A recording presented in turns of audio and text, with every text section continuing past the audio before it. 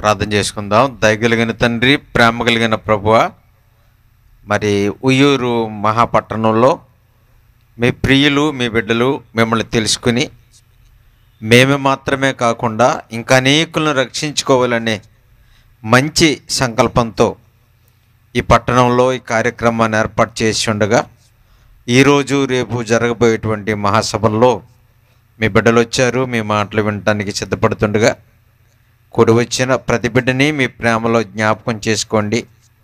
లోకం మీదకి వచ్చిన కీడు నైనా సమస్యల నుంచి మమ్మల్ని, మా కుటుంబాలని తప్పించండి. వేదిక మీద ఉన్న పెద్దల్ని, తమ్ముళ్ళని, మరి గ్రామస్తుల్ని, దూర ప్రాంతాల్లో ఇచ్చిన ప్రతి బిడ్డని కూడా మీరే కాచి కాపాడమని, సభలు జరగడానికి కష్టపడిన, సిద్ధపడిన, గుప్పులు ఇప్పిన ప్రతి హస్తాన్ని దీవించండి. యేసుక్రీస్తు ప్రభు పేరట ప్రార్థించి అడిగి వేడుకొనిచున్నాము తండ్రి, ఆమెన్. ప్రభునందు ప్రియమైన దేవుని వల్లరా, కూడి వచ్చిన మీ అందరికీ, వేదిక మీద ఉన్నటువంటి ప్రియ తమ్ముళ్ళకి, నా తోటి సేవకులకి, మీ అందరికీ నా హృదయపూర్వకమైన వందనాలు తెలియజేసుకుంటున్నాను. వాతావరణ పరిస్థితులు మరి చాలా చలిగా ఉంది. చల్లని గాలులు వీస్తున్నాయి. వాతావరణం బాగోలేదు. ఒక ప్రక్కని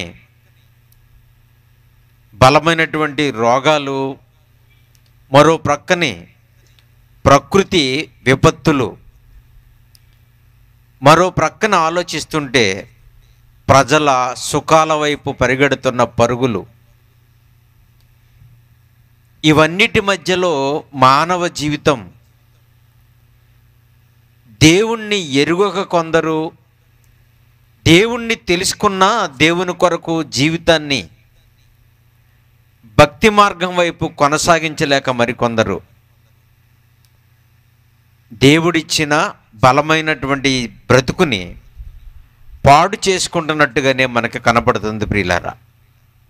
ఇలాంటి సందర్భంలో మనుషులు పూర్వకాలంలో కొద్దో గొప్ప మనుషులకి దేవుడంటే భయం ఉండేది, దేవుడంటే భక్తి ఉండేది. అమ్మో దేవుడు ఉన్నాడు కదా అని చెడు కార్యములు చేయడానికి భయపడేవారు.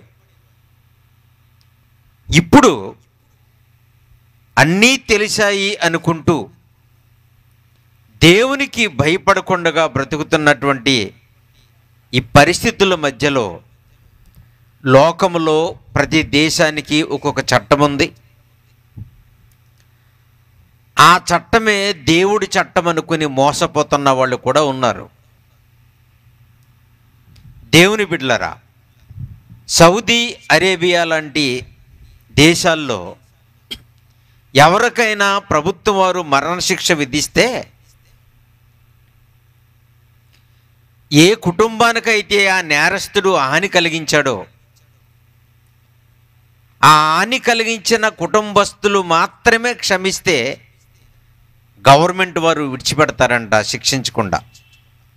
అంతేగాని ఒకసారి మరణశిక్ష పడిన తర్వాత, వేసిన తర్వాత మరలా ఆ ప్రభుత్వానికి అది రద్దు చేసేటువంటి మరి ఆ పద్ధతి వాళ్ళకి లేదని ఆ దేశపు చట్టం చెబుతుంటే నేను విన్నాను. అలాగే మన దేశంలో కూడా మనకు ఒక పటిష్టమైన చట్టం ఉంది. నేరానికి శిక్ష విధించేటువంటి పెద్దలు ఉన్నారు, రాజ్యాంగం ఉంది, శిక్షా స్మృతి ఉంది. ఇలాగ మనకే కాదు ప్రియులారా, ప్రతి దేశంలో తమ తమ దేశాల చట్టాల ప్రకారంగా మనుషులకు నేరాలు, శిక్షలు మరి ఉన్నాయనే సంగతి మనందరికీ తెలుసు. అయితే లోకం అనేది ఎక్కడ మోసపోతుందంటే, మన శిక్షలులాగా, మన నేరాల్లాగా, మనం చేసే తప్పులకి ఉన్నటువంటి కనెక్షన్స్ ఏమైతే ఉన్నాయో, మనం చేసే నేరాలకి చిన్న చిన్న శిక్షలు ఎలాగైతే ఉన్నాయో అలాగే దేవుడి దగ్గర కూడా ఉంటాయి అనుకుని ఏ తప్పు చేయడానికైనా మనుషులు వెనకాడటం లేదు. ఎందుకంటే ఇక్కడలాగే నేరస్తుడికి ఎప్పటికప్పుడు బెయిల్ ఇస్తారనుకుంటున్నారు దేవుడు. ఇక్కడలాగానే యావజ్జీవ కారాగార శిక్ష అంటే 16 సంవత్సరాలు 15 సంవత్సరాలు ఉంటుంది అనుకుంటున్నారు. ఇక్కడలాగానే సత్ప్రవర్తన కలిగి ఏ గాంధీ మహాత్ముడు జయంతికో, ఏ గణతంత్ర దినోత్సవానికో నేరస్తుల శిక్ష తగ్గించి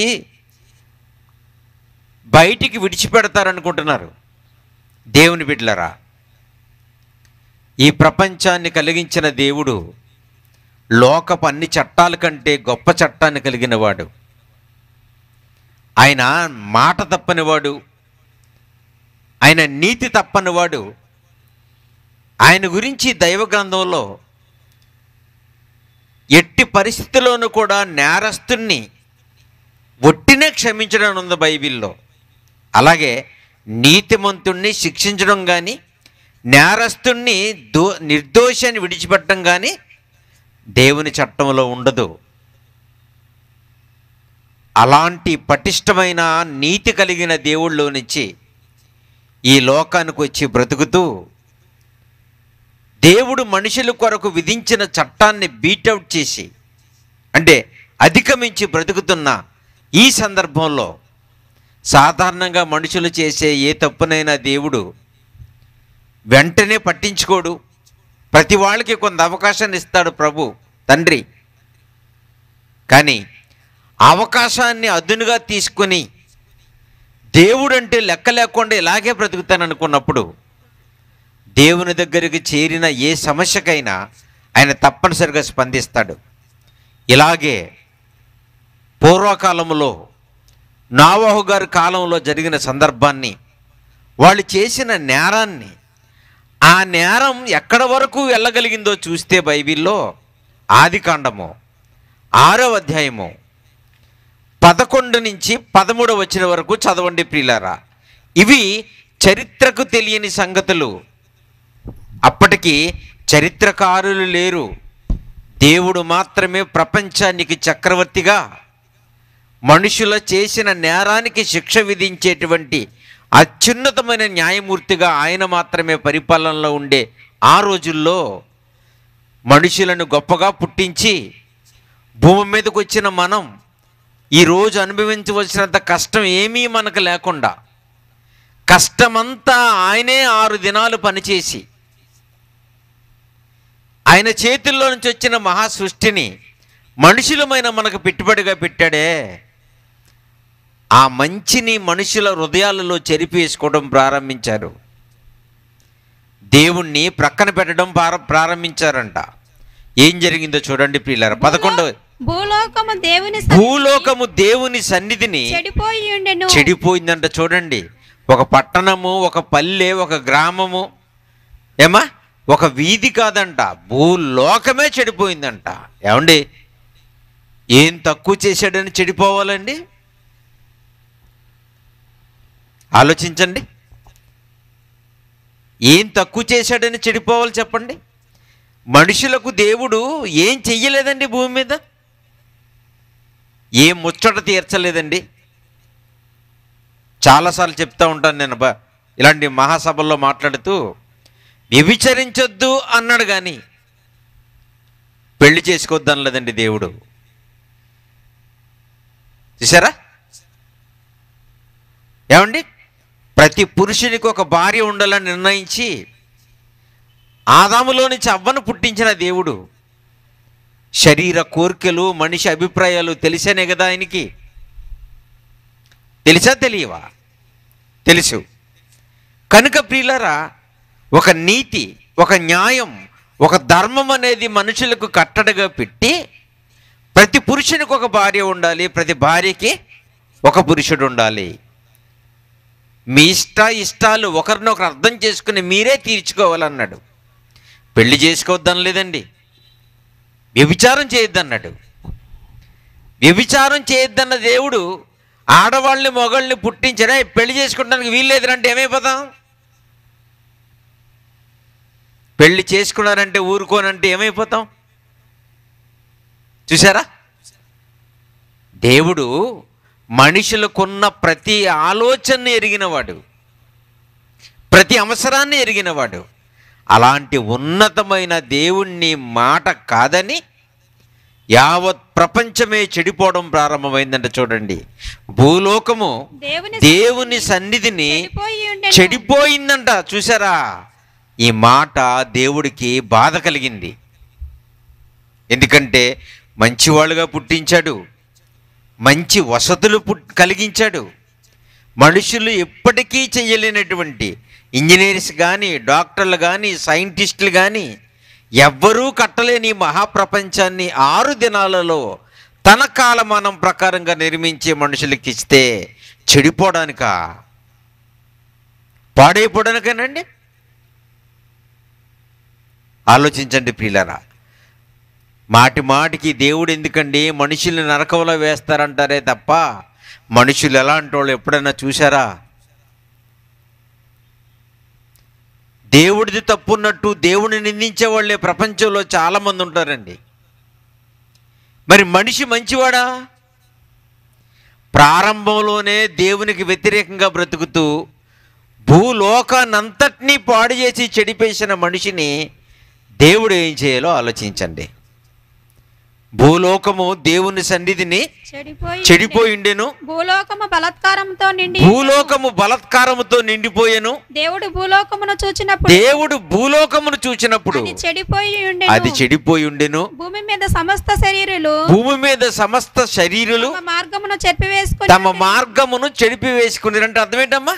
ప్రజలందరికీ దేవుడు భూమి మీదకి వచ్చి పరిశుద్ధులుగా బ్రతికి నీతిమంతులుగా దేవుణ్ణి చేరుకోవడానికి ఒక అద్భుతమైన మార్గం వేశాడంట. కుడి ఎడమలకు తొలగిపోకుండా, లోక సుఖాలకు లొంగిపోకుండా, వదిలిపెట్టి పోయేటువంటి ప్రకృతి సంపదలకి బానిసలైపోకుండా, ఇదిగో ఉన్నంతకాలం తిను, భార్యతోనో భర్తతోనో బిడ్డలతోనో సుఖపడు, నేనున్నానని మర్చిపోకు, ఇవన్నీ ఇచ్చిన నాకు కృతజ్ఞత కలిగి బ్రతకండి, ఆరాధించండి, నన్ను స్మరించుకోండి. ఎందుకంటారా? మీకు జీవం పోసిన వాడిని, మీకు సమస్తం ఇచ్చిన వాడిని. ఇలా బ్రతుకుతూ బ్రతుకుతూ బ్రతుకుతూ బ్రతుకుతూ ఈ నీతి గల సత్యమైన పరిశుద్ధమైన మార్గంలోనే కుడి ఎడమలకు తొలగిపోకుండా తిన్నగా సమాధికి చేరిపోవాలని దేవుడు సర్వ ప్రపంచ ప్రజలకి ఒక అద్భుతమైన మార్గం వేశాడంట. ఆ మార్గాన్ని కొద్ది రోజులు మిగతా జీవితాల్లో పాపం చేయడానికి పనికొస్తుంది అనుకుంటున్నారో ఏటో మరి. వింటున్నారా? మనం కూడా చాలాసార్లు ఏమండి దేవుడికి ఒక 1000 రూపాయలు ఇచ్చామనుకోండి, ఎందుకు ఇస్తారు? చాలామంది, కొంతమంది మంచిగా ఇస్తారు, కొంతమంది ప్రేమతోనే దేవుడి కార్యక్రమం జరుగుతుంది కదని ఇస్తారు. చాలామంది ఏమనుకుంటారంటే ఈ 1000 రూపాయలు నేను దేవుడికి ఇచ్చానంటే కొన్ని పాపాలకి నన్ను కాస్తాయి. ఈ డిసెంబర్ 25 క్రిస్మస్కి 4 చీరలు పంచిపెట్టానంటే పేదవాళ్ళకి ఒక 40 తప్పులన్నా దేవుడు నన్ను కాస్తాడు కాదండి? అలాంటి వాళ్ళు లేరా? దేవుడికి చేస్తే నాకు చేస్తాడు, దేవుడికి ఇస్తే నాకు ఇస్తాడు అంటలేదా?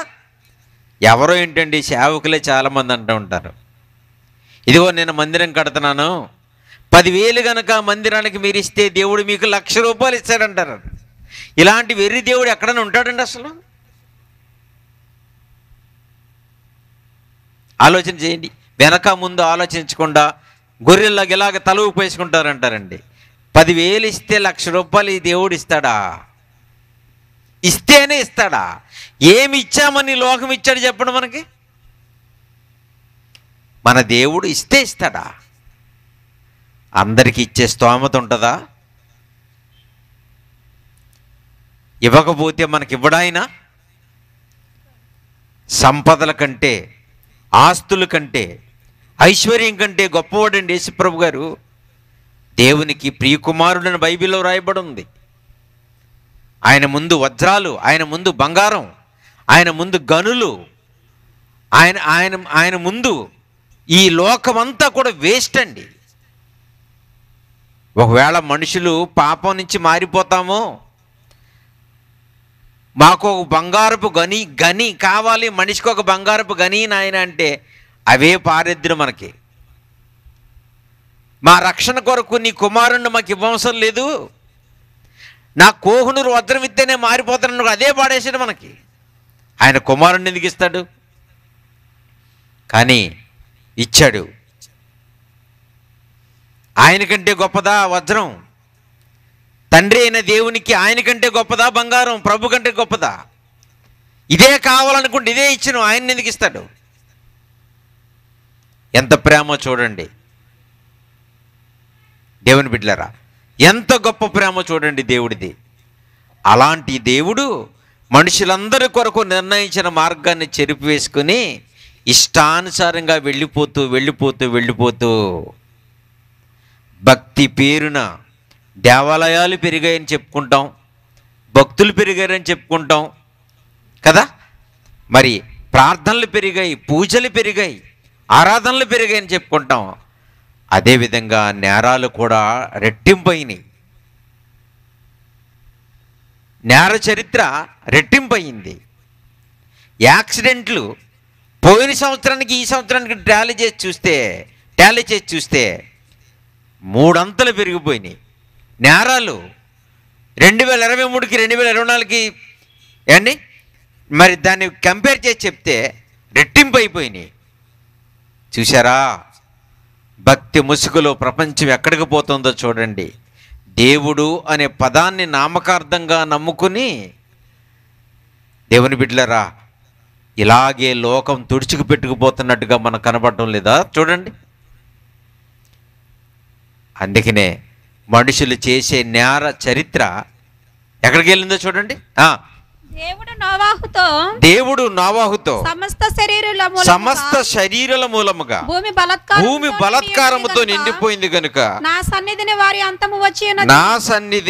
అంతము వచ్చి. చూసారా, మనుషులు భూమి మీద చేసేటువంటి పాపపు ఘోష, మనుషులందరూ చెడిపోయారు, పాపులైపోయారని కంప్లైంట్ ఎక్కడికి వెళ్ళిందమ్మా? దేవుని సన్నిధికి, పరలోకానికి వెళ్ళిందంట. ఇక్కడ మనుషులు చేసే పాపం యొక్క ఈ ఘోష ఎక్కడికి వెళ్ళిందమ్మా? పరలోకానికి వెళ్ళిందంట. చూడండి, నాకు ఈ మాట చదివినప్పుడు ఏమనిపించిందంటేనండి, రాష్ట్రంలో జరిగిన కొన్ని మర్డర్లు, కొన్ని హత్యలు రాష్ట్రంలో జరిగినటువంటి కొన్ని నేరాలు రాష్ట్ర పోలీసుల వల్ల అవి సాల్వ్ చేయబడకపోతే, అంటే ఆ నేరాన్ని ఇక్కడ పరిశీలించకపోతే ఇక కేంద్రం నుంచి బలగాలు దింపుతారండి. విన్నారా? మన ప్రాంతంలో ఒక హత్య జరిగింది, మన పోలీసు వాళ్ళు దానిని ఛేదించలేకపోయారు అనుకోండి, మన రాష్ట్రంలో ఉన్న పోలీసుల వాళ్ళు అది కాకపోతే అప్పుడు ఏం చేస్తారు? కేంద్ర బలగాలు, సిబిఐ అంటాం కదా, సెంట్రల్ బ్యూరో ఆఫ్ ఇన్వెస్టిగేషన్, ఏమండి, సిబిఐ. కనుక ప్రియులరా, ఇలాంటి కేంద్రం నుంచి వచ్చేటువంటి ప్రత్యేకమైన బృందం తెలుసండి. అలాగే మనకి ఏదైనా కరువులు వచ్చాయనుకోండి, కరువులు వచ్చినప్పుడు మరి మనకు దగ్గర వాళ్ళే కదా, మన వాళ్ళందరూ రెట్టింపు లెక్కలు రాసేస్తారేమోనని, అంతే కదా, అలాగే రాసేస్తారు కదా. ఉన్నవాడికే ఇల్లు రాసేస్తున్నాడు కదండి, ఇల్లు అపార్ట్మెంట్ ఉన్నవాడికే కాలనీలు రాసేస్తారు మన వాళ్ళు. అలాంటి వాళ్ళు తెలుసా మీకు? మంచి మంచి ఉద్యోగాలు ఉన్న వాళ్ళకే తెల్ల రేషన్ కార్డు రాసేస్తారు. ఇవన్నీ చూసి అబ్బాయి మీ ప్రాంతంలో వరదలు వచ్చాయి కదా, ఎంత నష్టం వచ్చిందో చెప్పండి అంటే నష్టం తక్కువ, అంచనా ఎక్కువ వేసేస్తారేమో అనేటువంటి నమ్మకంతో మన మీద పెద్దలు కేంద్రం నుంచి స్పెషల్ వాళ్ళు దింపుతారు ఇక్కడికి, వరదని అంచనా వేయడానికి, వరద నష్టాన్ని అంచనా వేయడానికి కేంద్రం నుంచి ప్రత్యేకమైనటువంటి బలగాలు వస్తాయి. అలాగా భూమి మీద సాల్వ్ కాకుండా ఉన్నటువంటి సమస్యని, భూమి మీద ఛేదించలేకపోయిన మానవ పాపాన్ని ఎక్కడికి వెళ్ళింది? రాష్ట్ర సమస్య కేంద్రానికి వెళ్ళినట్టు భూమి మీద మనుషుల సమస్య దేవుడి దగ్గరికి, కేంద్రానికి వెళ్ళిందంట. ఎంత బాగుందో చూడండి వాక్యం. నా సన్నిధికి ఇక్కడికి వచ్చింది వాళ్ళ అంతం. భూమి మీద చేసిన వీళ్ళ పాపానికి, ఘాతకానికి ఈ సమస్యకు పరిష్కారం పెద్దల మాట వినరు, పాస్టర్ గారి మాట వినరు, ప్రవక్తల మాట వినరు, మాస్టర్ మాట వినరు, చట్టం మాట వినరు, జడ్జి గారి మాట వినరు. దేవుని బిడ్డలారా, మరి ఎవరి మాట వినకపోతే ఈ ప్రపంచాన్ని దారిలో పెట్టేవాళ్ళు ఎవరు? మరి ఒకే ఒక్క ఆయన ఉన్నాడు పరలోకంలో. సాధారణంగా కేసు ఆయన దగ్గరికి వెళ్ళకూడదు.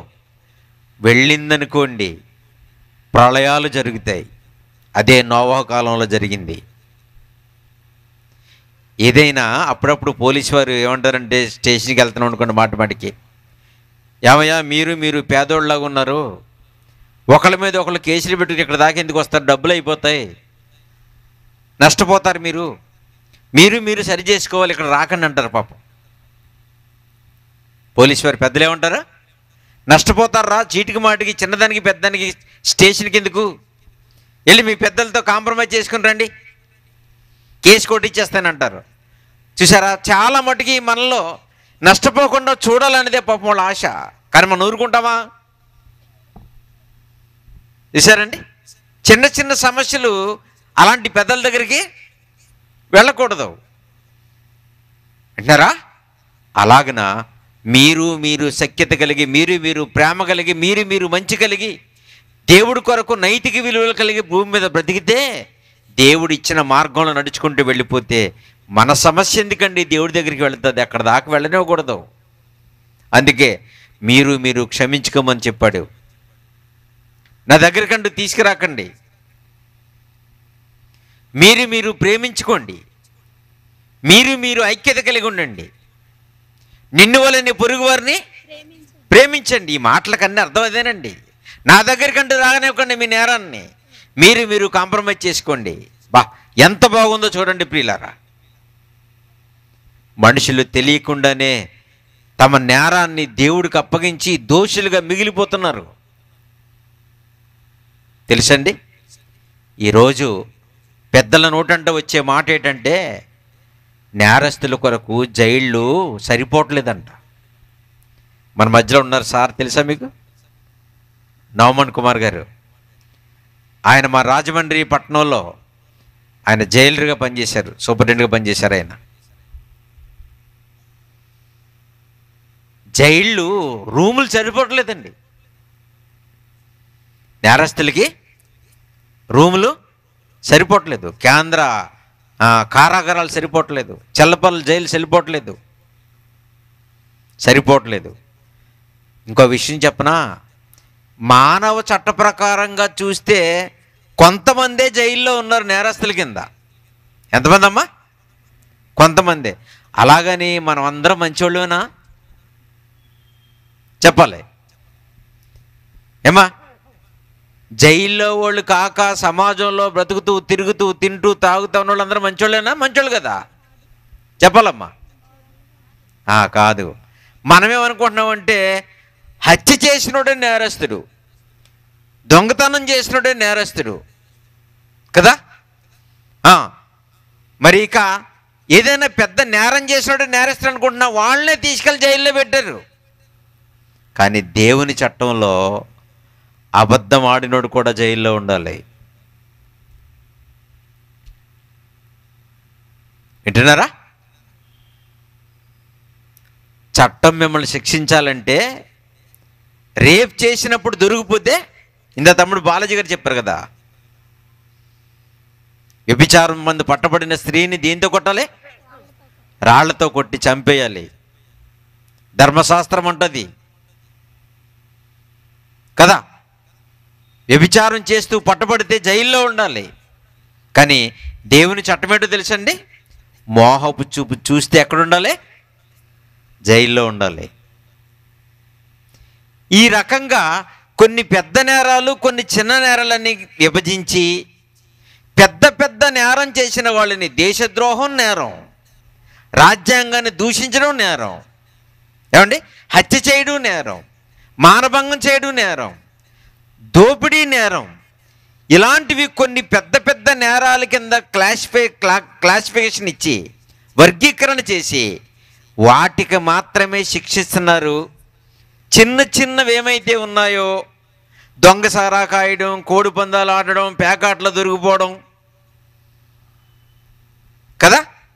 మోటార్ సైకిల్ ఎత్తుకుపోవడం, ఇలాంటివన్నీ చిన్న చిన్న నేరాల జాబితాలో పెట్టి వీటికి పెద్ద పెద్ద శిక్షలు ఉండవు, జరిమానా ఉంటుంది. సాధారణంగా 1-2 రోజులు సెల్లో పెంచుతారు, కొంత సొమ్ముని జరిమానాగా వేస్తారు, తర్వాత రిలీజ్ చేసేస్తారు. కానీ దేవుని చట్ట ప్రకారంగా ఆలోచిస్తే ప్రపంచంలో ఉన్న వాళ్ళందరూ జైల్లో ఉండాలి. తెలుసా? మన ఇంట్లో ఉండి భార్య బిడ్డలతో చల్లగా ఆనందించడానికి వీల్లేదు మనం చేసే పాపాలకి. అబ్బే నేను పెద్ద పాపిని కదా అనుకోండి, పెద్ద పాపం చిన్న పాపం అని ఉండదు, అన్ని పాపాలు ఒకటే. ప్రపంచ నేర చరిత్రలో శిక్షాస్మృతిలో దొంగతనానికి ఇన్ని సంవత్సరాలు, దేశద్రోహానికి ఇన్ని సంవత్సరాలు, లేదంటే రేప్ చేసినందుకు ఇన్ని సంవత్సరాలని, ఇక్కడ ఈ నేరానికి ఇది, ఈ నేరానికి ఇది, ఈ నేరానికి ఇది అని ఉంది కదా. పరలోకపు చట్టంలో అన్ని నేరాలకి ఒకటే శిక్ష, నరకం. విన్నారా? దొంగతనం చేసినాడు 1 రోజులు కాలాలని లేదు, అబద్ధం ఆడినోడు 2 రోజులే కాలాలి, మిగతా రోజుల్లో బయటకు వచ్చేయచ్చని లేదు. పరలోకపు అత్యున్నత న్యాయస్థానంలో ఏ తప్పుకైనా ఒకటే శిక్ష, నిత్య నరకం. దేవుని బిడ్డలారా, ఓ మహానుభావుడు పాత నిబంధన కాలంలో దేవుని ఉగ్రతను కళ్ళారా అనుభవించిన ఆయన దేవుని మనసు తెలుసుకుని ఆయనకు భయపడుతూ ఒక అద్భుతమైన మాటను పలికాడండి. బైబిల్లో చూడండి, 130వ కీర్తనలో, కీర్తన గ్రంథము 130వ అధ్యాయము 3-4 వచనాలు చదువుదాం ప్రియులారా. యెహోవా తీసారా? అందరు తీర్చూడండి, అందరు తీర్చూడండి. ఇందాక బాలాజీ గారు చెప్పారు కదా, ఇవి కేవలం వినేసి వెళ్ళిపోయే సభలు కాదండి. వాక్యం ఏంటి చెప్తుందో మనకు తెలియాలి, వాక్యాన్ని బట్టే మనకు భయం రావాలండి. వాక్యం చెప్పకపోతే మనుషుల్లో భయం రాదండి, భయపడరండి. దేవునికి భయపడితేనే పాపానికి దూరంగా ఉంటాం, దేవునికి భయపడితేనే మార్పనసు పొందుతాం, దేవుడికి భయపడితేనే మన బిడ్డల్ని మనం నరకానికి వెళ్ళకుండా రక్షించుకుంటాం. ప్రియులారా, ఈ రంగుల లోకములో ఈ హంగులు చూసి మీరు కూడా ఇదే బాటలోకి వెళ్ళిపోయి అప్పుడప్పుడు దేవుడి దగ్గరికి వస్తే ఈ విశ్వాసానికి, ఈ భక్తికి అర్థం ఉండదు. ఈ రాత్రి బాగా ఆలోచించాలి. 130వ కీర్తనలో 3వ వచనంలో, యెహోవా నీవు దోషములను కనిపెట్టి చూచినట్లు. అంటే అర్థం ఏంటి? ప్రతి దొంగతనాన్ని, ప్రతి అబద్ధాన్ని, ప్రతి మోసాన్ని, ప్రతి బూతు మాటల్ని గనక నువ్వు కనిపెట్టి ఏం మాట్లాడుతున్నాడా, నోరు తెరిచాడు ఏమొస్తుందని పట్టుకి పర్టికులర్గా చూస్తే, ప్రభువా ఎవడు నిలబడతాడు భూమి మీద? ఏంటమ్మా? దేవుడంట మన దగ్గరికి వచ్చి ప్రతి మనిషి దగ్గర ప్రతిసారి ఆయన అబ్జర్వ్ చేస్తాం ప్రారంభిస్తేనంట, ఆడి దోషములను కనిపెట్టి చూస్తేనంట ఎవడు నిలగలుగుతాడు. అంటే అర్థం ఏంటంటే దేవుని చట్ట ప్రకారంగా ఇళ్లల్లో ఎవరు ఉండడానికి వెళ్ళలేదు. ప్రపంచ ప్రజలందరూ ఎక్కడ ఉండాలమ్మా? జైల్లో ఉండాలి. ఎందుకు? చిన్నదో పెద్దదో, బూతుమాటో, దొంగతనమో, అబద్ధమో, ఏదో ఒకటి, చిన్నదో పెద్దదో రోజు తప్పులు చేస్తామా చేయమా? చెప్పాలమ్మా. చేస్తారే? చేస్తాం. మరి ఇలా చేస్తే ఇవన్నీ లెక్కల్లోకి తీసుకొని కనిపెడితే ఏమైపు ఉండేవాళ్ళం అంట? ఎవరు నిలబడగలరు నీ ముందు? అమ్మో, నీ చట్టం వేరు, లోకం వేరు తండ్రి. నీ చట్టం గంభీరమైనది తెలుసండి. దేవుడు చాలా పరిశుద్ధుడు, చాలా నీతిమంతుడు. నిజంగా ఆయన చెప్పినట్టుగా బ్రతికేవాడంటే ఆయనకి ఎంత ఇష్టమోనండి. ఆయన చెప్పినట్టుగా నీతిగా బ్రతకడం మీరు ప్రారంభిస్తే దేవుడు ఎంత గొప్పవాడో కడుపులో అన్నం తీసి పెడతాడంట. ఆయన మాట విని ఆయన కొరకు బ్రతికితే వాళ్ళ కొరకు దేవుడు ఏమైనా చేయగల సామర్థ్యం గలవాడండి. అలాగే చేశాడు అబ్రహాం గారికి, అలాగే చేశాడు యాకోబుకి. యాకోబు గారు యోర్దాను దగ్గర యొబ్బేకు రేవు అనే ఒక ప్రాంతం ఉంటే, ఒక కాలువ నదిలాగుంటే, అన్నగారిని నాన్నగారిని మోసం చేసి వెళ్ళిపోతుంటే పారిపోయేటప్పుడు ఏముందో తెలుసా ఆయన చేతిలో? కర్ర. కర్ర ఎందుకమ్మా?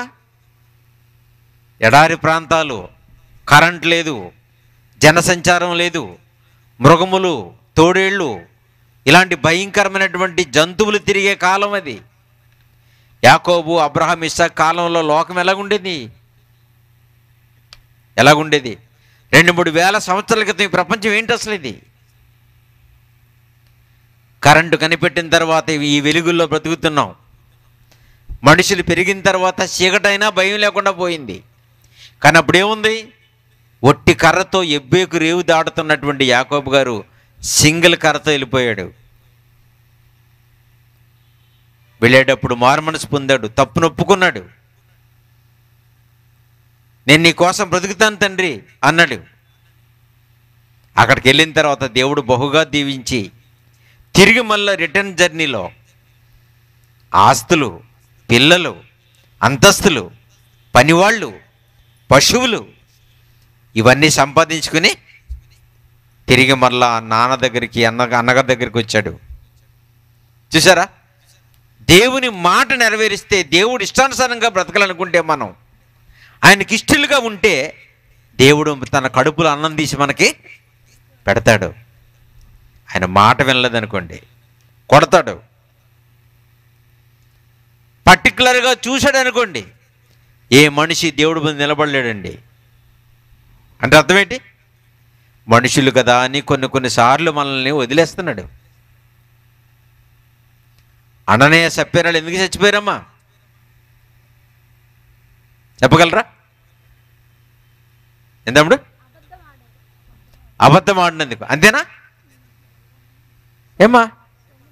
అబద్ధం ఆడినందుకు, అబద్ధం పలికినందుకు అననీయ సప్ఫీరాలు చచ్చిపోయారా? ఏటండి అది? అంత పాపం ఏంటండి బాబోది? అయితే పాటికి మనం ఎప్పుడో చచ్చిపోయి ఉండాలి కదండి. ఏమ్మా? మరి అబద్ధం ఆడినందుకే ఆయన అననీయ సప్ఫీరాలు చనిపోతే మనం ఎప్పుడు చచ్చిపోవడం లెక్క పెట్టండి. హ్యాపీ న్యూ ఇయర్ అంటున్నాం. 31వ తారీఖు రాత్రి అంతా ప్రార్థనలో గడిపేసి, ఎందుకంటే ఛార్జింగ్ తెలుసండి, ఎన్ని పాపాలు చేసినా, ఎంత మందు తాగినా, ఎన్ని అబద్ధాలు ఆడినా, ఎంతమంది కొంపలకు నిప్పి పెట్టినా 31వ తారీఖు మాత్రం బోన్లోకి వచ్చినట్టుగా, ఎలకలు వచ్చినట్టుగా వచ్చేస్తారు చర్చిల్లోకి. వచ్చేసి ఆ 31వ తారీఖు రాత్రి అంతా కూర్చుని ఏడిపే ఏడుపు, కన్నీరే కన్నీరు. తెలుసండి? ఆ రాత్రి అంతా ఏదో రకంగా ఓపు పెట్టుకుని 12 గంటల వరకు కూడా బ్రేకుల మీద ఉంటారండి. ఎందుకంటే 12 తర్వాత ఏమొస్తుంది? నూతన సంవత్సరం, కొత్త సంవత్సరం వస్తుంది కదా, అప్పుడు దాకా బ్రేకుల మీద ఉంటారు. అంటే అర్థం ఏంటంటే, మరి అప్పుడప్పుడు చూడండి, కార్లకి, మోటార్ సైకిల్కి బ్యాటరీ డౌన్ అయిపోతే స్టార్ట్ అవ్వదు. బ్యాటరీ పవర్ తగ్గిపోతే, డౌన్ అయిపోతే ఏమవుదమ్మా? స్టార్ట్ అవ్వదు. అప్పుడు ఏం చేస్తారు? ఆ బ్యాటరీ బండిలో నుంచి బయటికి తీసి, కారులో నుంచి బయటికి తీసి ఏం చేస్తారు? ఛార్జింగ్ పెడతారు. ఛార్జింగ్ పెడితే ఏమవుతుంది? మళ్ళీ వెళ్ళిపోవచ్చు, దూసుకుని వెళ్ళిపోద్ది మళ్ళీ బండి. అలాగా 31వ తారీఖు రాత్రి చర్చికి వచ్చి ఏదో రకంగా 2 గంటల సేపు ఛార్జింగ్ పెట్టించుకుంటాం పాస్టర్ గారి చేత. అవునా? ఆ ఛార్జింగ్ ఎప్పుడు దాకా ఉంటుంది? మళ్ళీ 31st నైట్ దాకా ఉంటుంది. అదే కదా మనం చేసింది. మనం దానికి మళ్ళీ మోసకరమైన పేరు ఏంటంటే హ్యాపీ న్యూ ఇయర్ అంట. హ్యాపీ న్యూ ఇయర్ అంటాం. ప్రభునందు ప్రియమైన దేవుని బిడ్డలారా, దేవుడి చెప్పిన మాటలు వింటే, తప్పు చేసిన వాడిని, ప్రతి వాడిని ఆలోచిస్తే, ప్రతి నేరాన్ని నేరం కింద ఆయన కన్వర్ట్ చేసుకుంటే, అమ్మో, నీకున్న కోపానికి, నీకున్న ఖచ్చితత్వానికి, నీకున్న నీతికి నువ్వు మనుషులను కనిపెట్టి చూసినట్లా ఎవరు నిలవగలరు ప్రభువా అంటున్నాడు. చూడండి, దేవుని శిక్షాస్మృతి ప్రకారంగా ప్రతివాడు నేరస్తుడే. చిన్నదో పెద్దదో తప్పు చేసి దేవుని దృష్టిలో దోషులుగా మిగిలిపోతున్నాం. ఈ సంగతి తెలియక మనం ఏమనుకుంటున్నాం? చిన్న పాపమే కదండి, నేను ఘోరమైన పాపినా అంటారు పైకి, ఘోరమైన పాపి, సామాన్యమైన పాపం ఉండదండి. పాపం ఏదైనా పాపమే చెప్పాడు కదా. ఆజ్ఞ చూడండి, యోహాను గారు రాసిన మొదటి పత్రిక 3వ అధ్యాయంలో, యోహాను గారు రాసిన మొదటి పత్రిక 3వ అధ్యాయము 4వ వచనమా? పాపము చేయు ప్రతివాడును, పాపము చేసే ప్రతివాడును ఆజ్ఞను అతిక్రమించును. ఆజ్ఞను అతిక్రమిస్తాడంటే చూడాలి మరి. ఆజ్ఞ అమ్మా అతిక్రమమే పాపము. ఏంటమ్మా? ఆజ్ఞ అతిక్రమమే ఆలోచించండి మరి, చదివేసేసి వదిలేయకండి. ఏమా పాపము చేసే వాళ్ళందరూ ఏం చేస్తున్నారమ్మా? ఆజ్ఞను అతిక్రమిస్తున్నాడు. ఎవరాజ్ఞది? గవర్నర్ గారిదా, రాష్ట్రపతి గారిదా, ప్రధానమంత్రి గారిదా, ముఖ్యమంత్రి గారిదా, న్యాయమూర్తి అయిన జడ్జి గారిదా? ప్రపంచాలను కలుగజేసిన సుప్రీం సర్వశక్తిని మాట. దేవుని బిడ్డలారా, పాపం చేసే ప్రతివాడు నేను పాపం చేశాను అనుకోవట్లేదు. అసలు అది మనిషి దృష్టిలో అసలు నేరమే కదా అది.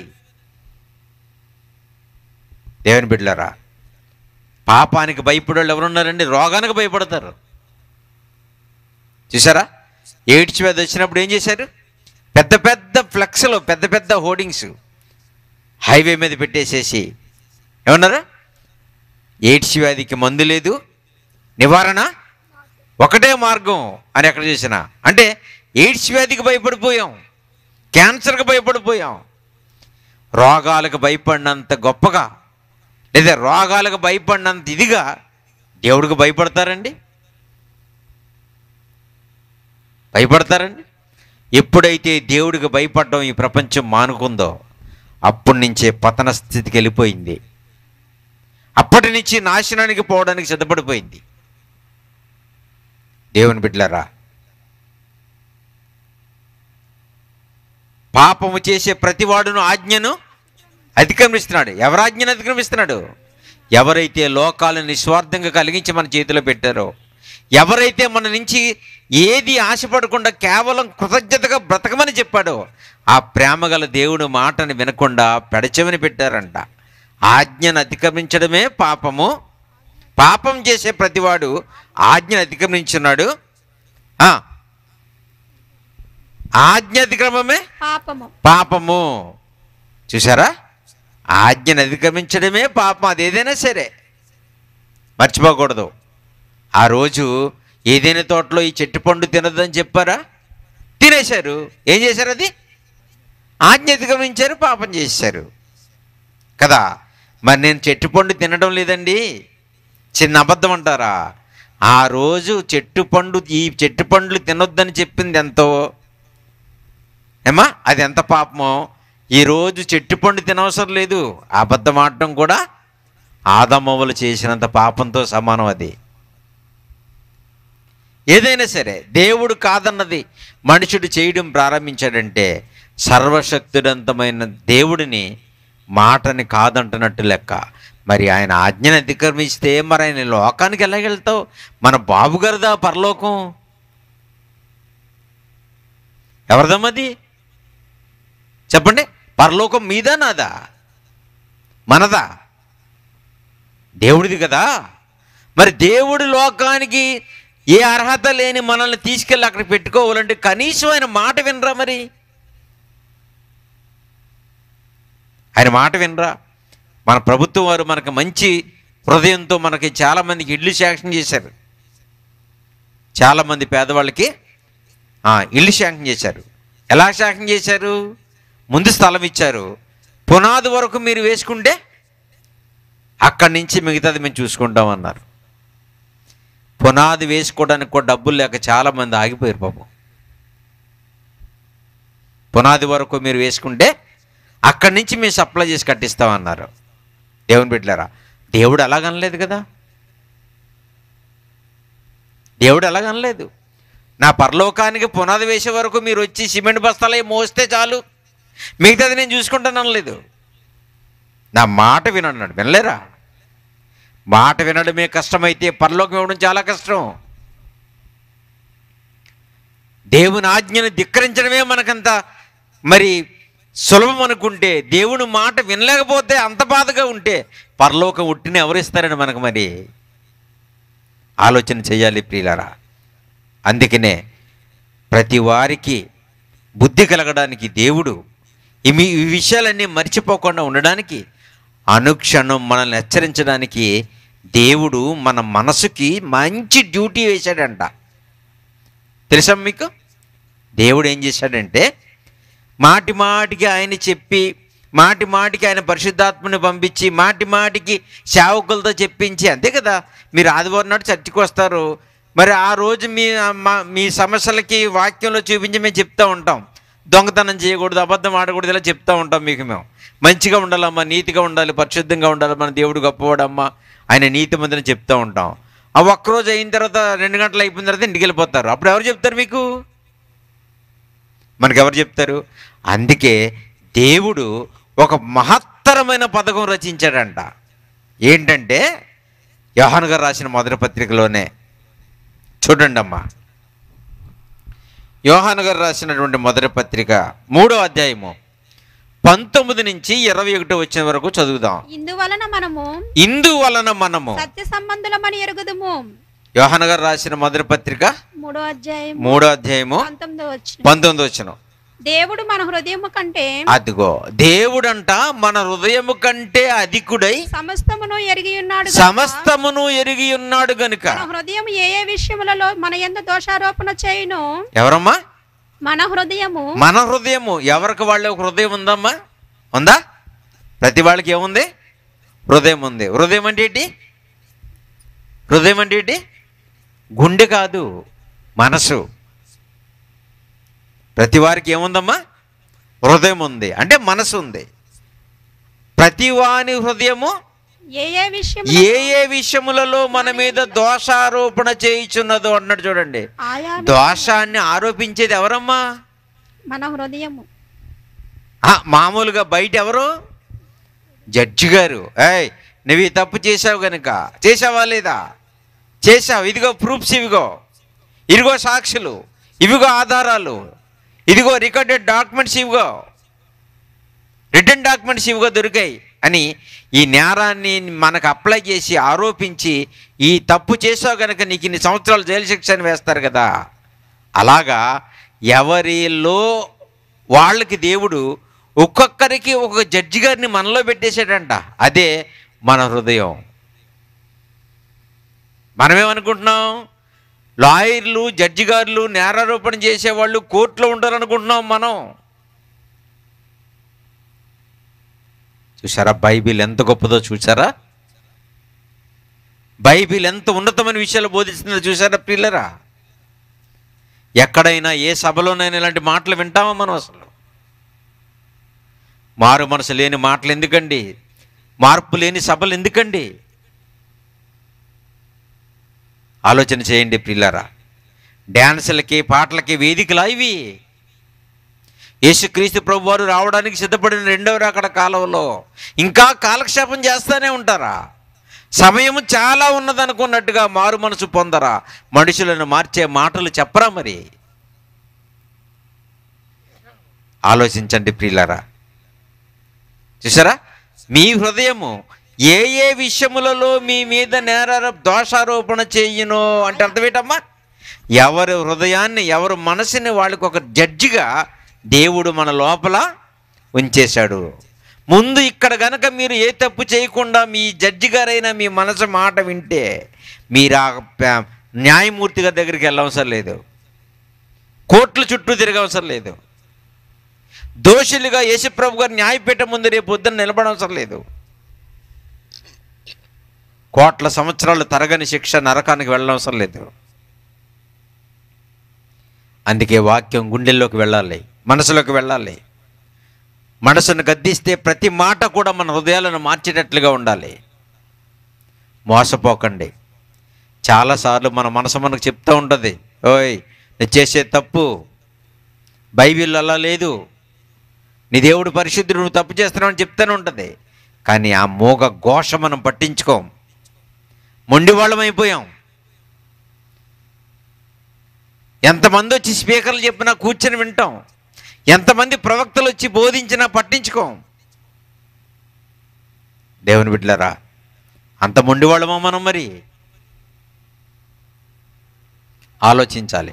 మీ హృదయము ఏ ఏ విషయములలో మీ మీద దోషారోపణ చేయునో ఆయా విషయములలో ఆయన ఎదుట మన హృదయములను సమ్మతిపరచు అంటే అర్థం ఏంటమ్మా? నీ హృదయం నువ్వు తప్పు చేసావని చెప్పినప్పుడు నిజమే ఒప్పుకోవాలంట. నిజమే, క్షమించు తండ్రి, ఇంకా చేయనని ఒప్పుకోవాలంట.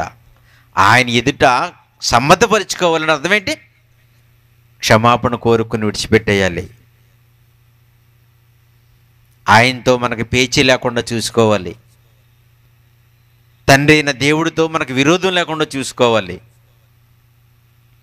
ఎప్పటికప్పుడు మన హృదయాన్ని కల్మషం లేకుండా తుడుచుకోవాలి. దేవుని బిడ్డలుగా, పరిశుద్ధులైన దేవునికి పిల్లలుగా, మనం కట్టలేనిది, మనం కొట్టలేనిది, మనం సాధించలేని మహాలోకాన్ని ఉచితంగా ఆయన ఉండే చోట మనం ఉంచాలనుకున్న దేవుడు ఎంత ప్రేమ గలవాడు, ఎంత కృపగలవాడో చూడండి. అందుకే అయ్యా, ప్రతి చిన్న పాపాన్ని కూడా నువ్వు భూతద్దంలో చూస్తే ప్రతివాడు నరకం వెళ్ళిపోవాలి కదా తండ్రి.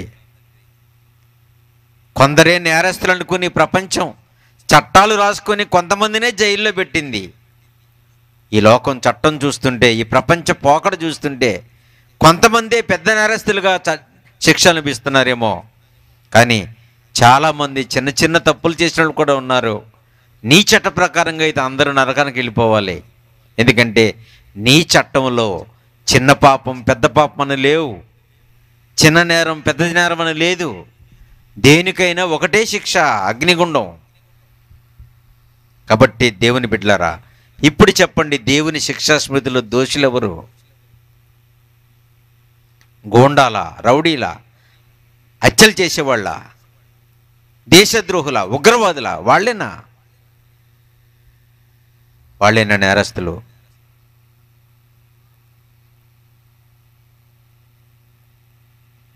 ఆలోచించాలి దేవుని బిడ్డలారా. అందుకే దేవుడు ఇచ్చిన మహాగ్రంథంలో యోవేలు గారు రాసిన గ్రంథం 2వ అధ్యాయము,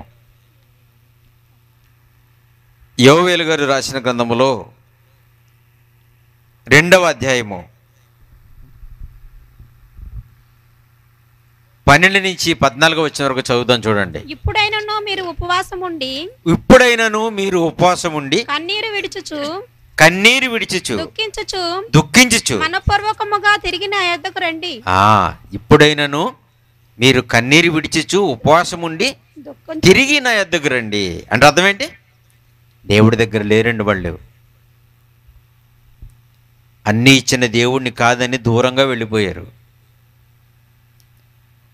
దూరంగా వెళ్ళిపోతే వీళ్ళని బ్రతకనిస్తారా? అన్య దేశాలలో ఇశ్రాయేలీలను ఉండనిస్తారా? ఆలోచన చేయండి పిల్లరా. దేవుడు అన్నీ ఇచ్చినా విడిచిపెట్టి దూరంగా వెళ్ళిపోయిన వీళ్ళకి వాళ్ళు పడుతున్న బాధలు చూసి, కష్టాలు చూసి, నిందలు చూసి దిక్కుమాలు వాళ్ళలాగా సొంత దేశాన్ని వదిలిపెట్టి చెదిరిపోయి ఎక్కడెక్కడో తిరుగుతున్నటువంటి గూడు చెదిరిపోయిన పిట్టల్లాగా తిరుగుతున్న ఇశ్రాయేలీయులకి దేవుడు అంటున్నాడు, ఇప్పుడైనా ఉపవాసం ఉండి తిరిగినందుకు రండి. ఇదే యెహోవా వాక్కు. మీ దేవుడైన యెహోవా కరుణావాత్సల్యము గలవాడును శాంతమూర్తియు అత్యంత కృపగలవాడునయుండి తాను చేయనుద్దేశించిన కీడు చేయక పశ్చాత్తాపపడును గనుక మీ హృదయములను కాక మీ వస్త్రములను కాక మీ హృదయములను చింపుకోండి. అదిగో చూసారా, పాత నిబంధన కాలంలో తప్పు చేసి దేవుడికి దూరం అయిపోయి కష్టాల పాలైపోయి అన్ని జనాంగానికి దొరికిపోయి కొట్టబడి ఈడ్చబడి తిండి తిప్పలు లేకుండా జైలులో మగ్గిపోతున్న, కారాగారంలో నలిగిపోతున్న ఇశ్రాయేలీలు, యూదులు తిరిగి మరలా దేవుడి దగ్గరికి రావడానికి ఏం చేసేవాళ్ళు? ఏమి ఎరగినట్టుగా తప్పు చేసి వచ్చేసి బట్టలు చింపేసుకుని బూడిద పోసేసుకుని ధూళిలో కూర్చుని ఏడ్చి దొర్లేవారంట. ఎందుకంటే దేవుడు మనల్ని చూడగానే దీనుల్లా కనబడిపోవాలి. మనం చిరిగిపోయిన బట్టలతో, చిరిగిపోయిన జుట్టుతో, నేలలో మంచమే పడుకునేవాడు నేలలో పొర్లుతుంటే జాలి కదా ఏమా, జాలి కదా. అలాగ జాలిగా కనపడాలని వీళ్ళు ఏం చేసేవారు? బట్టలు చింపేసుకునేవారంట, తల చెరిపేసుకునేవారంట, ధూళి పోసుకునేవారంట నెత్తి మీద. చూశాడు దేవుడు, రేయ్ నా ముందే ఇన్ని తెలివితేటలు ఒలగబోస్తున్నారు మీరు, జగత్తు నెరిగిన దేవుడినైన నన్నే మీరు బోల్తా కొట్టించాలనుకుంటున్నారు. అబ్బాయ్, నాకు కనబడిపోతే, ఈ రకంగా దీనుడుగా కనబడితే నేను క్షమిస్తాను అనుకుంటున్నారా? చిరగవలసింది మీ వస్త్రాలు కాదురా, మీ హృదయాలు అంటున్నాడు. చూడండి, ఏం చేయాలమ్మా? హృదయం చిరగాలి, బట్టలు కాదు. చూసారా మనుషులు ఎంత కుయుక్తి పరులో చూడండి. అంతేనండి. బైబిల్లో మీరే నక్షత్రాలు రా అంటే మనం ఎంత తెలివైన వాళ్ళు చూసారా? డిసెంబర్ నెల అంతా కూడా ఫ్యాన్సీ స్టోర్లో కొనుక్కొచ్చి నక్షత్రం పెట్టి తెగలిగించేశారు. అవునండి, దేవుని బిడ్డలారా. అలాగన మీ హృదయం చింపుకొండ్రా, మీ హృదయం చింపుకొండ్రా, మీరు మారండ్రా అని దేవుడు గొంతు చించుకుంటుంటే వాళ్ళు ఏం చేసేవారు? హృదయం చింపుకోకుండా దానికి శుభ్రంగా కుట్లేసేసి బట్టలు మాత్రం సర్రమని చింపేసుకునేవారంట వచ్చి. దేవుడికి కళ్ళు కనపడవా? దేవుడు అమాయకుడా? అందుకే మాటలు చెప్తున్నాడు. హృదయం కఠినమైనది, రాతి కంటే ఘోరమైంది, దాంట్లో ఘోరమైన వ్యాధి ఉంది, అది నిన్ను పరలోకానికి వెళ్ళనివ్వదు, దానిని మార్చు చేతనైతే అంటున్నాడు. నేను ఒప్పుకోవాలంటే, నేను కరగాలంటే, నీ పాపాన్ని నేను క్షమించాలంటే ముందు దాన్ని మార్చు, దానిని సరి చేసుకో అంటున్నాడు. లేదంటే ప్రభువారు వచ్చినప్పుడు ఆయన సింహాసనం ముందు ప్రతి ఒక్కరూ దోషిగా నిలబడాల్సి వస్తుంది. అందుకనే ప్రియులారా, చిన్న పాపం పెద్ద పాపం అని కొలతలు వేసుకుని నేను పాపిని కాదు అనుకుంటూ మోసపోకున్నట్లు దేవుడు మనలోనే సరిచేసుకుంటానికి ప్రతి వారి హృదయాన్ని ఒక న్యాయమూర్తిగా మనలో ఉంచాడు. దానిని వాక్యంతో చొప్పిస్తూ పరిశుద్ధాత్మని యొక్క కృపతో మన పాపాలని, తీర్పుని, మన జీవితాలని ఒప్పుకొని చేయడానికి ఆయన పంపించాడండి. చూడండి ఎంత బాగుందో.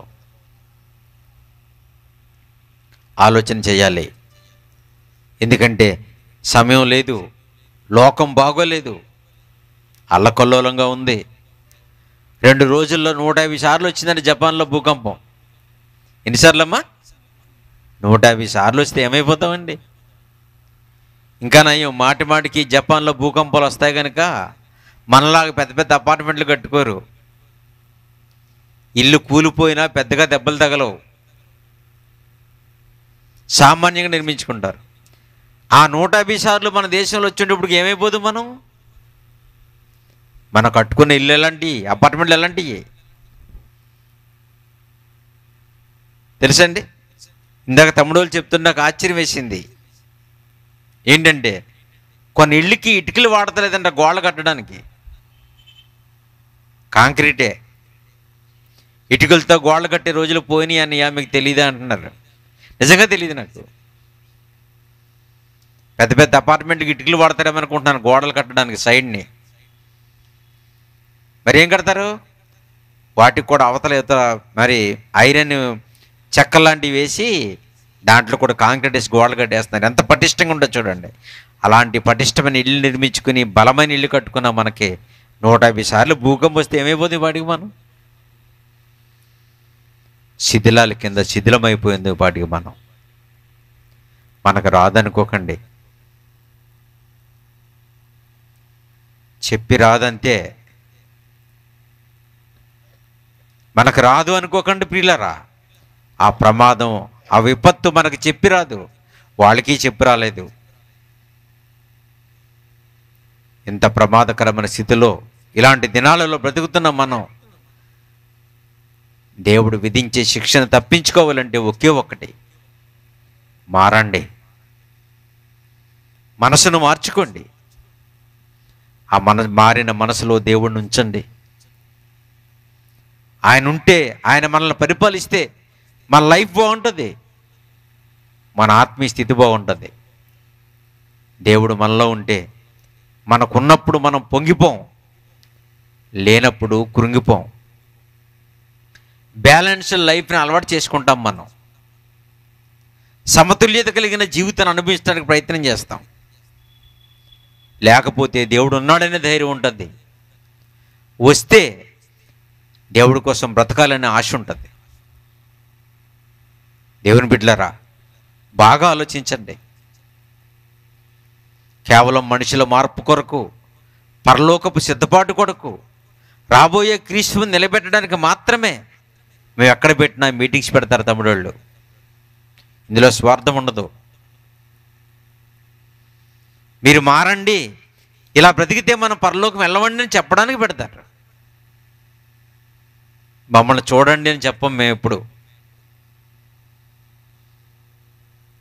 మీరు వచ్చి పాడేయండి, మీరు ఎలాగున్నా పర్లేదని అని చెప్పం అసలు. మా తృప్తి కొరకు, మా సంఘం డెవలప్మెంట్ కొరకు, మా సమాజంలో గుర్తింపు కొరకు అయితే మాకు పరలోకం రాదు. చాలామంది అలాంటివి చేసి పరలోకం వెళ్తాం అనుకుంటున్నారు. ఏ సేవకుడైనా లేచి ప్రభు కొరకు మాట్లాడుతుంటే దేవుడు కనిపించాలి. ఆ మాటల్లో హృదయాలు, శిలలాంటి కఠినమైన హృదయాలు కూర్చున్న వాళ్ళ మనసులు పగిలిపోవాలి. దేవుని బిడ్డలారా, పశ్చాత్తాపం రావాలి. ఇప్పుడు కాకపోతే ఎప్పుడు మారుతాం మనం? ఇప్పుడు కాకపోతే ఇంకే సమయం వస్తుంది? ఎవరిస్తారు మనకు అవకాశం? దేవుడు మనల్ని ప్రేమించి ఇచ్చిన అవకాశాన్ని లోకంలో ఎవరు ఇవ్వరండి. కాబట్టి మన పాపం, మన దోషం పూర్వీకులది దేవుడి సన్నిధికి చేరిందంట. అంతే. రాష్ట్ర సమస్య కేంద్రానికి వెళ్తే కేంద్ర బలగాలు ఎలాగో ఇచ్చి పనిష్మెంట్ ఇస్తాయో, లేదా లెక్కలు కడతారో, అలాగ దేవుడి దగ్గరికి చేరిన మనుషుల ఘాతకం నోవహు కాలంలో ప్రపంచాన్ని ముంచేసింది. దోషులుగా ఉండి దేవుడు పిలిచిన రాని వాళ్ళందరూ చెరువులో చేపల్లాగా, చచ్చిపోయిన చేపల్లాగా ప్రపంచంలో నీటి మీద తేలిపోయారు. ఆ రోజు దేవుని కొరకు బ్రతికిన ఒకే కుటుంబం ఆ రోజు బతికి పట్టగట్టగలిగింది. ఆ రోజు వారి కుటుంబం రక్షణ కొరకు నోవహు గారు వాడకట్టుకున్నారు. ఈరోజు ఈ మాయిదారి ప్రపంచం నుంచి పరలోకం వెళ్ళడానికి మీరేమి సిద్ధపాటు చేసుకున్నారు? మరి ఆలోచించండి. టైం అయిపోతుంది, కాలం మారిపోయింది, మనుషులు మారిపోయారు, పద్ధతులు మారిపోయినాయి. యేసుక్రీస్తు ప్రభు వారి రాకడకు సూచనలు ఇవన్నీ ప్రియులారా. అందుకే ఇంత నమ్ముకుని ఇంత దగ్గరికి వచ్చి ఇన్ని విషయాలు త్యాగం చేసి దేవుని కొరకు పరుగులు తీసి అక్కడక్కడి నుంచి కూడా వచ్చి దేవుడు మాటలు విని ఇక్కడ దాకా వచ్చింది నరకం వెళ్ళిపోవడానికి కాదండి. ఆలోచించండి, మంచి నిర్ణయం తీసుకోండి. మిగిలిన సంగతులు రేపు కూడా విందాం. పెందలకాడే రండి. చలి ఎక్కువగా ఉంది కనుక ఇబ్బందిగా ఉంది పాపం మీకు. ప్రార్థన చేసుకుందాం, లేచిన పడదాం ప్రియులారా. సాక్షాత్తు దేవుడు మన కొరకు రాయించిన మాటలు విన్నారు. ఇలాంటి ప్రమాదకరమైన లోకంలో, ప్రమాదకరమైన సమాజంలో నుంచి పవిత్రమైన దేవుని పాదాల దగ్గరికి చేరుకోబోతాం. ఎలాగుంటే దేవుడు అంగీకరిస్తాడో ఆలోచించండి. రాయబడిన ప్రతి మాట, చెప్పబడిన ప్రతి సంగతి మన ఆత్మీయ జీవితాలకి చాలా అవసరం ప్రియులారా. సత్యాన్ని నమ్ముకుని భుజస్కంధాల మీద వేసుకుని స్వలాభాన్ని కాదనుకుని ఆత్మల రక్షణ ధ్యేయం కింద తమ్ముళ్ళు ప్రకటిస్తున్నారు. అలాంటి మంచి నిర్ణయాన్ని మీరు కూడా తీసుకోవాలి. ప్రార్థన చేసుకుందాం. దయగలిగిన తండ్రి, రాత్రికాల సమయంలో ఉయ్యూరు పట్టణంలో ఉన్న మీ బిడ్డల్ని, పరిసర ప్రాంతాల నుంచి కూడా చెల్లెమ్మలు, తమ్ముళ్ళు, పెద్దలు మీ సన్నిధికి వచ్చి ఉన్నారు తండ్రి. మాకు పూర్వం నుంచి ప్రవక్తలు తమ గొంతును చించుకుని, శిష్యులు తమ కుటుంబాలను విడిచిపెట్టి ప్రజల రక్షణే వారి ధ్యేయంగా భావించి సత్యాన్ని భుజస్కంధాల మీద వేసుకుని చనిపోయారు. మూర్ఖమైన ప్రపంచంలో కొద్దిమందినైనా రక్షించాలని మీ సంకల్పం. అంతటా అందరూ మారుమనసు పొందాలని, ఏ ఒక్కరు నశించిపోకూడదని మీకున్న ప్రేమ, మీకున్నటువంటి ఆలోచన ఈ మాయదారి ప్రపంచానికి లేదు తండ్రి. అయినా మేము బ్రతుకున్న కాలంలో సాయశక్తిలో ప్రయత్నం చేసి కొంతమందినైనా ప్రభు పాదాల ముందు నిలబెట్టాలనుకుంటున్నాం. సభల కొరకు కష్టపడినటువంటి మా ప్రియులు, మీ కుమారులు బాలాజీ గారిని, తమ్ముడు శ్రీనివాస్ గారిని, ఇంకెవరికైతే వారికి సహకారులుగా పెద్దలుగా మీరు ఇచ్చారో వారిని, వారి కుటుంబాలని, వేదిక మీద ఉన్నటువంటి మీ కుమారులు నవమణి కుమార్ గారిని, అలాగే మీ సభలకు వచ్చిన ప్రతి బిడ్డని పేరు పేరు చెప్పిన దీవించండి, కాచి కాపాడండి. మా ప్రభు రాకడ కొరకు సిద్ధపడుతూ ఏ సమయాన్ని మా ఊపిరి ఆగిపోతుందో తెలియని పరిస్థితుల్లో ఎందుకు మొండుగా బ్రతుకుతున్నామో ఈ రాత్రి ఆలోచించుకునే మహాభాగ్యం కలిగించండి. కూడి వచ్చిన ప్రతి బిడ్డని, విడిచి వచ్చిన కుటుంబాన్ని దీవించండి. లోకం మీదకి వచ్చిన కీడు నుంచి తప్పించండి. మాకు, మా కుటుంబాలకి, నీ బిడ్డలకి అందరికీ ఆరోగ్యాన్ని, శక్తిని, బలాన్ని ప్రసాదించమని మా ప్రభును ప్రియకుమారుని యేసయ్య పేరట ప్రార్థించి అడిగి వేడుకొంచున్నాము తండ్రి. ఆమేన్. మన తండ్రి అయిన దేవుని ప్రేమ, కుమారుడైన క్రీస్తు ప్రభువారి యొక్క కృప, పరిశుద్ధ ఆత్మ దేవుని యొక్క అన్యోన్య సహవాసము కూడి వచ్చిన మనందరికీ సదాకాలము తోడుగా ఉండెను గాక. ఆమేన్. అందరికీ వందనాలమ్మా.